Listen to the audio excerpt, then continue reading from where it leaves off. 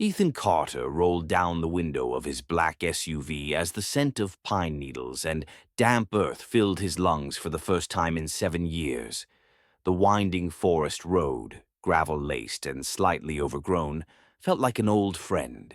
His hands gripped the steering wheel loosely, eyes fixed ahead as his favorite trail marker, a bent sycamore tree, passed by on the left.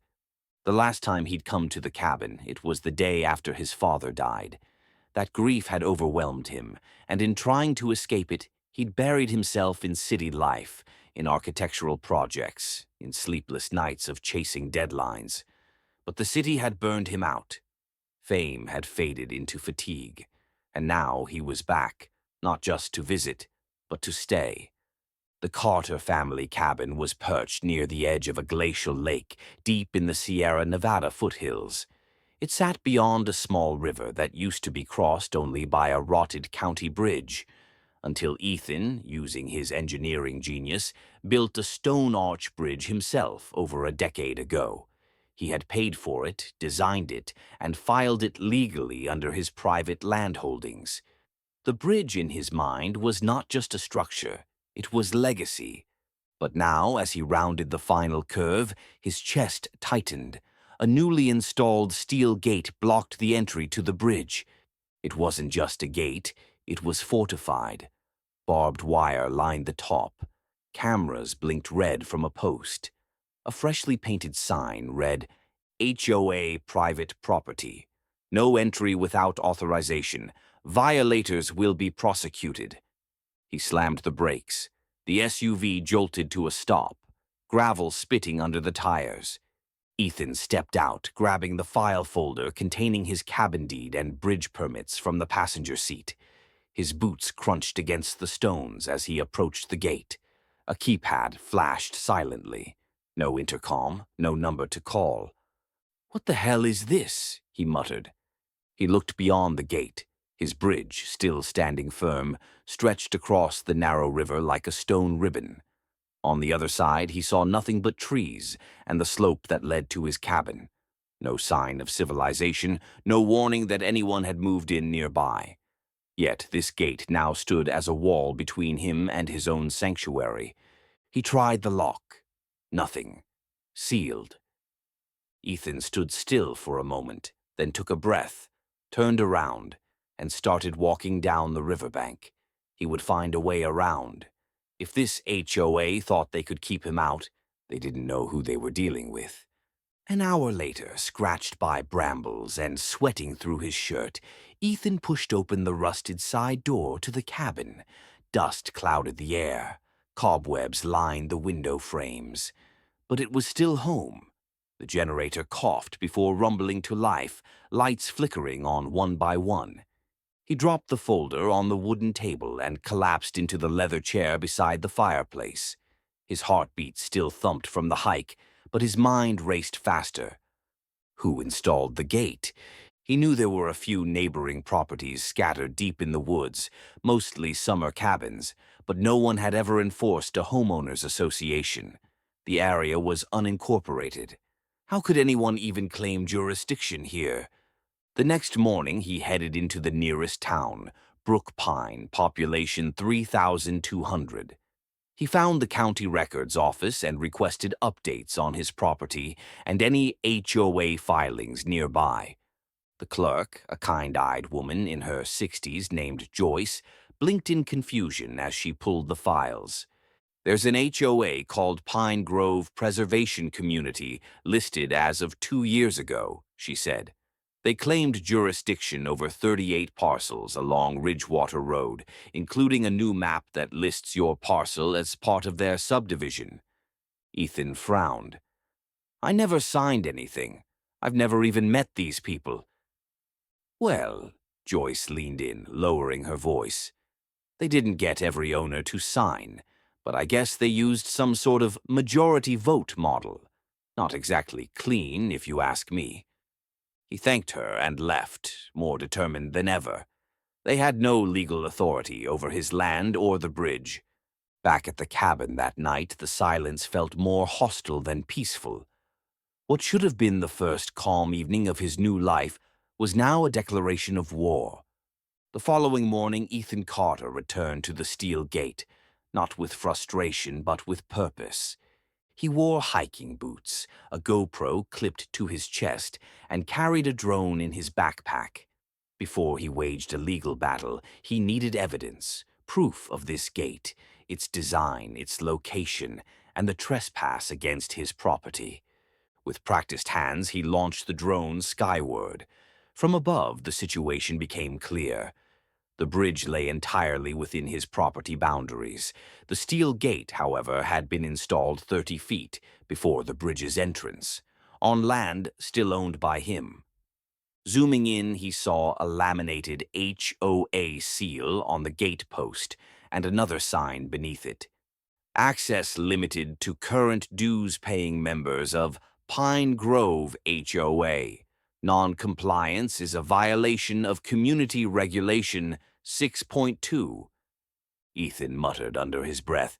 Community Regulation 6.2. What fantasy novel are they living in? That afternoon, he attended the next HOA meeting, uninvited. The Pine Grove Community Hall was a modest log cabin-style building at the edge of town. As Ethan walked in, heads turned. Most of the attendees were retirees, some middle-aged couples, and a few unfamiliar faces. The room smelled of burnt coffee and old carpet. At the front sat a podium. Behind it, a tall woman in her 50s with sharp eyes, silver-streaked hair in a tight bun, and a clipboard clutched like a weapon. "Meeting is called to order," she announced. Madeline Krause, HOA president, presiding. "We begin with roll call and—" "I'm Ethan Carter," he said loudly, stepping forward. The room quieted. "I own Parcel 47B. That bridge you've fenced off? It's on my land. This is my formal objection to your gate and your jurisdiction." Madeline arched an eyebrow, but her voice remained calm. "Mr. Carter, we've been expecting you. You've been absent from our community for years. You missed the notices, the development plan meetings, and the official vote. The majority agreed to establish an HOA to preserve the safety and values of the Pine Grove region. You are technically a member, by default." "By whose default?" he snapped. "I never signed anything." Madeline smiled, but her eyes stayed cold. "We used a passive opt-in structure. All parcel owners within the boundaries who didn't object in writing were counted as approvals. You didn't respond, so you're in." "That's not legal," he said. "I've reviewed the county land maps. My property isn't part of your development. And that bridge, my bridge, is outside your reach. You're trespassing." A man near the back, portly and red-faced, shouted, "If you're not willing to follow the rules, you shouldn't be here at all." Ethan turned to face the crowd. "I didn't come here to argue. I came to inform you. Your gate is coming down. You have 24 hours to remove it, or I will do it myself and file trespassing charges." Madeleine's smile widened. "If you attempt that, you'll face a lawsuit for interference in community infrastructure. The gate is part of our private access system. Destroying it will constitute a criminal act. I built that bridge. I own the land on both sides. You want to fight? Fine, but you just picked the wrong man to start it with." He walked out without another word, the room buzzing behind him. That night, Ethan sent letters via email and certified post to the HOA, their legal representative, and the county. He attached drone images, his property deed, his bridge engineering permit, and a formal cease and desist. Then he called Paul Avery, his friend and a seasoned real estate attorney who loved nothing more than going after crooked HOAs. "Tell me you're back in the mountains," Paul said, half joking. "Back and under siege," Ethan replied. "They blocked my bridge, set up a fake gate, claim they have jurisdiction over land I never relinquished." Paul whistled. "That's bold." "It gets better. They're threatening to sue me if I remove it." Oh, now they've done it, Paul said, laughing. Send me everything. I'll prep a preliminary injunction by the weekend. By the time Ethan set the phone down, he was calmer. But inside, he burned. They thought they could bully him into compliance, that he'd fold like the rest. Not this time. 2 days later, a notice appeared on his cabin door. Notice of non-compliance. Unauthorized occupancy of parcel 47B. You are in violation of Pine Grove Regulation 2.1, improper use of property, and 4.4, absentee ownership. You are hereby fined $1,000. Continued trespassing may result in HOA enforcement action. Ethan chuckled as he tore it down. Then, just for good measure, he installed 2 motion sensor cameras facing the bridge. That night, the red lights blinked steadily. The bridge stood quiet, but the war had begun. 3 days after receiving the laughable, unauthorized occupancy notice, Ethan Carter stood at the edge of his bridge, clipboard in one hand, laser rangefinder in the other. He paced slowly, measuring every foot of the structure, marking property lines and taking photographs from multiple angles. The drone hovered above, snapping bird's-eye views. Each image fed into his master folder labeled Pine Grove HOA, Illegal Actions. He wasn't just going to remove the gate. He was going to bury the whole operation. The next step came from Paul Avery. Ethan sat at his rustic kitchen table, reviewing the email Paul had just sent. Ethan, the bridge was filed under your LLC back in 2014 when you completed construction. The structure, including both its footings and easement area, falls under your deeded property. Furthermore, the county records still show no legal transfer of right-of-way. Here's the good part. You never granted the county, state, or any HOA public or private access rights across your bridge. You're sitting on the only legal access point into the Pine Grove Basin. I suggest you get ready. They'll panic once they realize they're boxed in. Paul. Ethan sat back, exhaling slowly. He controlled the only bridge. The rest of the land around Pine Grove was dense wilderness, bordered by cliffs, rivers, and federal forest preserve. There were no other legal roads in. The HOA had illegally claimed dominion and built their access gate on land they didn't own. And the kicker, he now had proof. Later that week, he returned to Brookpine and visited the county planning office again. Joyce smiled when she saw him. "You've stirred up a storm," she said as she poured him a cup of coffee. "Got a call from someone on the Pine Grove HOA board asking about eminent domain. I told them the county doesn't recognize their association beyond basic zoning reports." "I need a copy of the original Ridgewater boundary plat," Ethan said. Joyce pulled out the faded map, running her finger along the old pencil-drawn lines. "Right there. See that bend in the river? Everything east of that line is technically outside HOA development jurisdiction." Ethan nodded. "That's my bridge." She smiled. "Well then, you've got them boxed in like a fish in a glass bowl." That afternoon, as Ethan returned home, he saw something that turned his blood cold. A small group of men were standing at the bridge facing the gate. One wore a hard hat, another held a clipboard, and a third had bolt cutters. He pulled over and stepped out calmly, recording on his phone. "Can I help you, gentlemen?" he asked. The one with the hard hat turned. "We've been authorized by the HOA to install a new sensor lock. You're not allowed to interfere." "I suggest you stop immediately," Ethan replied. "You are trespassing on private property. I am the owner of this bridge, and I've filed a cease and desist with the county clerk's office." The man with the clipboard scoffed. "This is community access. We have the right to maintain it." Ethan held up his phone and pointed toward the far post. "See that? Property boundary marker. You're 30 feet into my land. You cut that lock, I will press charges." A tense pause followed. The man in the hard hat slowly backed off.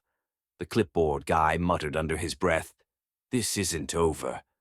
Ethan smiled coldly. "It never is when you start on the wrong side of the law." They left, but now Ethan had another piece of evidence, an attempted unauthorized modification to a private structure, all on video. That night, Ethan called Paul again. "They tried to cut the gate," he said, "in broad daylight." Paul laughed darkly. "Perfect. That's attempted property damage. Forward me the footage. I'll include it in the preliminary injunction." Time to shut them down. "Time to torch the entire foundation they're standing on," Paul replied. "I've already drafted a filing. By next week, they'll have a court date." Ethan looked out the window. The forest rustled under a pale moon. The bridge gleamed in the light. The court summons hit the Pine Grove HOA like a thunderclap. Within 48 hours of Ethan's filing, HOA President Madeline Croce received an official notice from the Sierra County Superior Court. Temporary restraining order granted. All activity on and around the private bridge known as Ridgewater Arch is prohibited until further hearing. The language was direct. The implications devastating. Madeline called an emergency HOA board meeting at the town library, trying to keep panic out of her voice as she stood at the front of the small conference room. A few loyal board members sat silently. Others whispered amongst themselves. Outside, the sunset bled across the mountains in long red streaks, almost a warning. "We are not caving to scare tactics," she began. "Mr. Carter is engaging in intimidation, but our community's integrity will not be compromised." One voice from the back cut through her speech. "Is it true we have no legal access anymore?" Heads turned. It was Lisa Raines, an Iraq War veteran, cabin owner, and one of the few who'd been skeptical of Madeline's revitalization project from the start. Madeline stiffened. "We're working on alternative entries." Lisa raised an eyebrow. "Over what? Federal forest land? You plan to build roads through protected wilderness? Or maybe airlift groceries in?" Murmurs filled the room. Another resident chimed in. "You told us that bridge was ours." Madeline's voice rose. "We acted in the community's best interest. The majority voted. We improved safety, installed lighting, surveillance." Lisa stood up. "You blocked a man from his own property. You lied about our rights, and now we're stuck in here unless he lets us out." Back at his cabin, Ethan sipped tea on the porch as a deputy from the Sierra County Sheriff's Department stood beside his truck, clipboard in hand. "Just routine," the deputy said, taking pictures of the bridge, the gate, and Ethan's posted legal notices. "We're confirming compliance with the restraining order. You're good.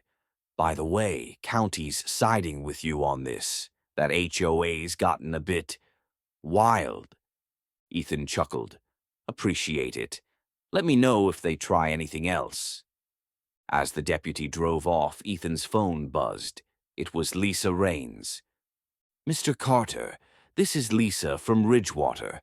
I think we should talk." They met at the edge of the bridge an hour later. Lisa wore hiking gear and carried a notebook. She looked wary, but not hostile. "I just want to understand what happens now," she said. "People are angry, confused. Madeline's got everyone believing you're trying to isolate us." "I'm not trying to isolate anyone," Ethan said calmly. "I'm protecting my property. She overreached. You all deserve to know the truth." Lisa looked around. "You built this bridge?" "Every stone." She ran her hand along the railing. "It's beautiful and solid." Ethan nodded. "Took me 6 months. I filed the permits, paid for the engineers, did the concrete work myself." "Then how the hell did we end up believing it belonged to the HOA?" Ethan sighed. Because people like Madeline count on silence and absence. I wasn't here, so she filled in the blanks. Lisa looked him in the eye. Then help us. Tell the community your side. They won't believe it until they hear it from you. 3 days later, Ethan stood in the Pine Grove Community Hall for the second time, but this time with a binder full of county maps, permits, legal filings, and video evidence. The room was packed. Tension crackled in the air. Madeline sat stiffly at the front, arms crossed. Lisa took the podium. I asked Mr. Carter to speak tonight. You all deserve the full story. Ethan stepped up and spoke clearly, deliberately, like an architect presenting his final design. This bridge was built in 2014. It was filed under my LLC. It has never been transferred, leased, or granted for public use. Every document you see here backs that. I've submitted all of this to the court, and until a legal agreement is reached, no one has the right to use this bridge without my consent. He looked at Madeline. You put up a gate without permission, blocked access to my home, fined me, threatened legal action, and misled your neighbors. Madeline stood abruptly. This is slander. Ethan held up a photo. This is you authorizing the installation crew 30 feet inside my property line. Gasps filled the room. Another photo. The HOA's budget showing unauthorized legal fees. Then a third, a wire transfer for $12,000 labeled Security Enhancements, Ridgewater Entry, paid to a private firm that had never been vetted. The room exploded into outrage. Residents stood, shouting, questioning. Several demanded immediate board resignations. Lisa took the mic again. We need to vote, tonight, on a motion of no confidence in the current HOA leadership. Madeline shouted, You can't! But she was drowned out by voices demanding change. The HOA was disbanded, yes. Madeline Krause had fled town, leaving behind a half-finished legal mess and a fractured community. Yet the scars remained, disputes over dues, confusion over rules, resentment over trust, broken. Ethan knew the battle wasn't over. It had only shifted shape. Lisa Raines dropped by the cabin one morning, hiking boots covered in mud. You were right, she said simply. I usually am, Ethan replied, handing her coffee. They sat on the porch, facing the bridge, the forest breathing around them. The interim committee needs guidance, she said. We're trying to figure out how to move forward without imploding. People are scared, some angry, some just lost. And you want what? He asked. Help us build something better. Not another HOA. Something real, transparent, cooperative. We need a foundation. Ethan looked out toward the river, thinking. He had come to the cabin for solitude, peace, silence. But now his bridge had become a symbol, not of division but of connection. All right, he said finally. Let's do this properly. Over the next few weeks, Ethan became the unlikely architect of a new governance model for the Ridgewater Basin. Gone were the bylaws and fines. In their place, open town hall discussions, volunteer-based committees, a shared calendar for trail maintenance, and rotating leadership. Ethan donated legal templates and land surveys. Paul Avery helped draft a non-enforcement cooperative agreement recognized by the county, a rare but legal model that protected landowners without the suffocating reach of an HOA. They even named it the Ridgewater Pact. But not everyone embraced the change. A faction of former HOA loyalists, led by a man named Bradley Kemp, started sowing doubt. Bradley was a retired insurance adjuster with too much time and a love of power. He branded the new model lawless, accusing Ethan of seizing control and Lisa of playing politics. He hosted secret meetings, sent anonymous complaints to the county, and once, very publicly, refused to use Ethan's bridge. Ethan watched him bushwhack through the river one day, soaked to the knees, cursing with every step. "Bradley can swim in if he wants," Ethan muttered to Lisa. Still, the drama brewed. Then came the break-in. One morning, Ethan awoke to find the bridge gate torn down, chain shattered, his motion sensor camera ripped off its post. He inspected the damage, jaw tight. Whoever did it had used bolt cutters and gloves. No fingerprints, no footage. But someone wanted to send a message. The bridge no longer belonged to him. Lisa called an emergency meeting. The town hall filled fast, tension heavier than ever. "This is retaliation," she said. "We agreed on transparency, respect. We cannot go back to paranoia and backdoor threats." Ethan stood, holding a copy of the original permit. "This bridge is still mine. I let you all use it because I believe in community. But if anyone thinks vandalism will scare me off, they're wrong." Then he looked directly at Bradley Kemp. "I will rebuild the gate, stronger this time, and I'll do it with volunteers. Anyone who believes in what we're building, meet me tomorrow at 8 a.m. The next morning, 20 people showed up, men and women, kids and retirees, with hammers, lumber, paint, a new camera system donated by a local business owner. Together, they rebuilt the entrance, stronger, smarter, more beautiful. At the top, a hand-carved sign now read, "Ridgewater Bridge, by the people who live here." Bradley never spoke publicly again. Autumn descended like a curtain. The trees surrounding Ridgewater transformed into a kaleidoscope of gold, crimson, and rust. But with the beauty came something colder, an official court date. Despite Madeline's departure and the collapse of the HOA, she had filed a civil suit through an attorney, claiming that Ethan's control of the bridge was unlawful and constituted interference with collective easement rights. It was bold, desperate, and, according to Paul Avery, dead on arrival. But Ethan didn't underestimate people who clung to power. The trial opened on a crisp Monday morning in Sierra County Superior Court. Inside the modest courthouse, a handful of Ridgewater residents filled the gallery. Some came out of curiosity, others came out of gratitude. Madeline Krause arrived last, escorted by a sharp-tongued lawyer from Sacramento who strutted in like he was prepping for Supreme Court. Judge Myra Bell, a no-nonsense figure with a steely gaze, took her seat. "Let's proceed," she said.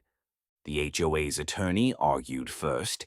He claimed that although the bridge was technically built by Ethan, its use over time by residents created implied easement rights. He framed Ethan as reclusive and aggressive, accusing him of obstructing access for emotional revenge. Ethan didn't react. He let the man speak. Then Paul stood, calm as ever. "Your Honor," he began, "my client, Mr. Carter, not only designed and constructed the Ridgewater Arch Bridge entirely at his own expense, he filed the legal permits, registered the structure under a private LLC, and, most crucially, never transferred or granted access rights, public or private, to any individual or organization." He handed the judge a thick binder. "Here are the original blueprints, construction invoices, permit approvals, property deeds, and county survey maps. The HOA's own map, I might add, does not include any legal claim to the land beneath or around the bridge." The judge flipped through the documents, nodding slowly. Paul continued. "Furthermore, we have a video of HOA leadership, Ms. Krause herself, approving gate construction 30 feet within my client's property without notification or consent. That is, by every definition, trespassing." The courtroom murmured. Madeline shifted in her seat. "And finally," Paul said, we request court affirmation that the Ridgewater Arch Bridge remains private property under full control of Mr. Carter, with no obligation to provide access to any individual or group unless he so chooses. That afternoon, the judge returned with her ruling. In the matter of Krauss et al. Versus Carter, she said, her voice steady, this court finds in favor of the defendant. Madeline's attorney blinked. The bridge in question is not, and has never been, public infrastructure. The plaintiffs have presented no valid legal claim of easement, expressed or implied. In fact, they knowingly misrepresented ownership boundaries and unlawfully constructed barriers on land not under their control. She turned to Madeline. Ms. Krauss, your actions endangered property rights, misled a community, and weaponized your authority.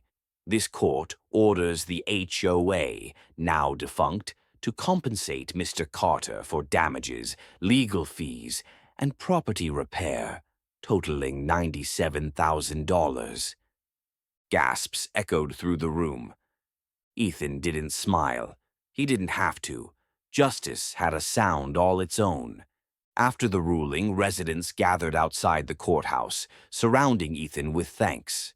Some hugged him, others apologized for being silent.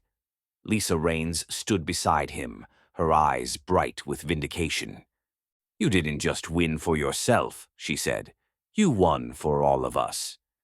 He looked at the forest-lined horizon and simply replied, Let's make sure it never happens again. Winter arrived softly in Ridgewater. Snow kissed the rooftops. Smoke curled gently from chimneys. The chaos of courtrooms and conflict now felt like a distant memory, buried under the hush of fresh snowfall and the warmth of new beginnings. Ethan Carter woke each morning to the sound of silence. True silence. No hammering from unwanted gate crews, no footsteps on gravel from strangers claiming ownership. Just the river, the birds, and the creaking of timber as the forest breathed. But this peace wasn't an ending. It was the beginning of something better. The Ridgewater Pact had gained traction. At Lisa Raines' urging, the residents came together, not as a formal association with power-hungry leadership, but as a cooperative, voluntary, transparent, equal. Monthly gatherings were held at the renovated town hall, now nicknamed the Roundhouse, for its new circular table design where no one sat at the head. Ethan, though not an elected leader, was regarded as the de facto architect of this change. People sought his opinion not for authority, but for clarity. He spoke sparingly, but when he did, others listened. At the second meeting of the new year, Lisa stood at the front and made a proposal. Let's make the bridge a shared symbol, she said, not just a structure Ethan built.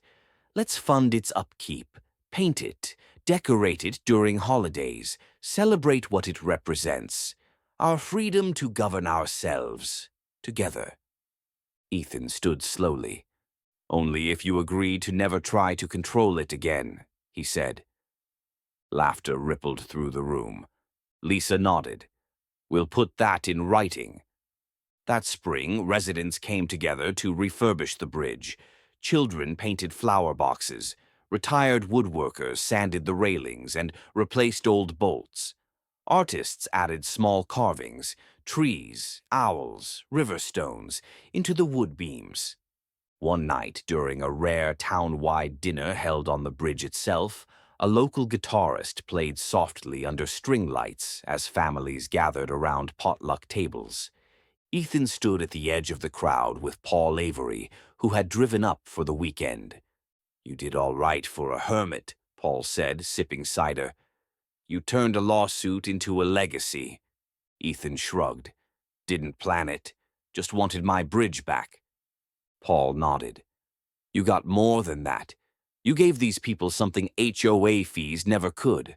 Trust. Ethan didn't reply. He looked at the bridge, now glowing with laughter and lanterns, and allowed himself the smallest smile.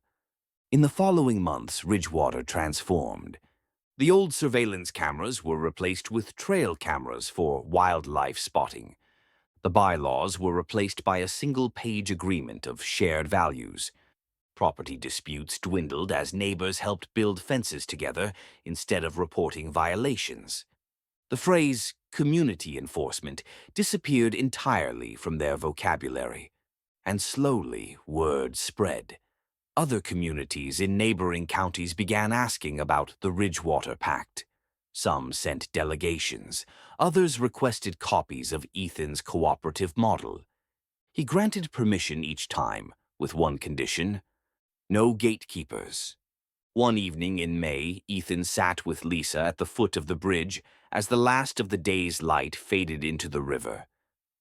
"You ever think you'd be the guy who saved a town?" she asked. "I just wanted to be left alone," he replied. "Guess fate had other ideas." "Well, if you ever want to run for mayor of Ridgewater—" He raised an eyebrow. "There is no mayor." She grinned. "Exactly." They sat in silence, watching fireflies blink between pine branches. In the distance, the bridge stood illuminated, not by floodlights, but by the trust it had come to represent. A year had passed. The seasons had cycled through their quiet revolutions: snow, melt, bloom, sun. And now the air in Ridgewater carried the early scent of pine and coming summer. The lake sparkled, the trails buzzed with life, and the bridge, still solid and unchanged, stood like a sentinel over it all. Ethan Carter stood on his cabin porch with a mug of black coffee, wrapped in an old flannel shirt. He listened. No distant drills, no shouting, no unwelcome notices fluttering in the wind. Just bird song, the low ripple of the river, and the distant hum of a neighbor's generator powering up for morning coffee. Peace, but not the isolated peace he once sought. This was a new peace, shared, communal, chosen. He spent the morning checking the bridge, an old habit now. Not out of fear or frustration, but out of care. Volunteers had started keeping a weekly maintenance schedule, but Ethan still preferred to run his own checks once in a while. Flower boxes were in full bloom. Petunias, marigolds, and creeping ivy spilled over the sides. Someone had added a wooden plaque near the entrance. "Ridgewater Arch, built by one, shared by all." He smiled faintly and ran his hand across the wood grain. Downriver, he spotted two children skipping rocks with their father, their laughter echoing up the bank. Further along, Lisa was setting up a small easel on the bridge, painting the trees that glowed with late morning sun. "Early patrol, Sheriff Carter," she called playfully. He shrugged. "Just admiring good woodwork." She smirked. "You say that like it's a religion." He looked out over the bridge. Maybe it is. At noon, he joined the others at the roundhouse for the monthly potluck. People brought homemade pies, slow-cooked ribs, roasted vegetables. A bluegrass trio played in the corner. Dogs wagged tails under tables, and kids wove between chairs like wind. No one argued about HOA rules. No one handed out fines. And no one, not even the most cynical, missed the way things had been. Paul Avery had come up again for the weekend. He raised a glass as Ethan sat down beside him. "To the man who turned a bridge into a revolution," he said. Ethan chuckled. "You exaggerate." "No," Paul said, "I don't. I've seen 100 towns choked by bureaucracy. You showed people that community doesn't need enforcement. It needs participation."